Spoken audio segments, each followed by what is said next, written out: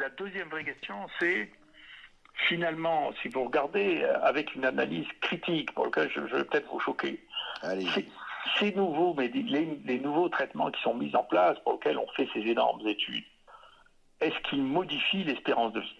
Et la réponse, c'est probablement pas du tout.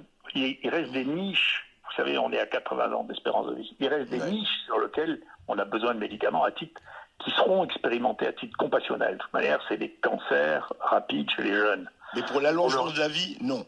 C'est ça, vous voulez dire. Pour l'allongement de la vie, vous savez, on plafonne depuis un certain temps, et donc on ne va pas vivre 120 ans. Et deuxièmement, ce qui est très frappant, dans le cadre de ça, des nouveaux médicaments, c'est de voir que les pays pauvres nous rattrapent, que certains d'entre eux ont dépassé les plus grands pays. Vous savez, les États-Unis est un des pays dans lequel l'espérance de vie n'est pas très bonne. C'est moins bon que Cuba, c'est moins bon que le Kerala, qui est au sud de l'Inde.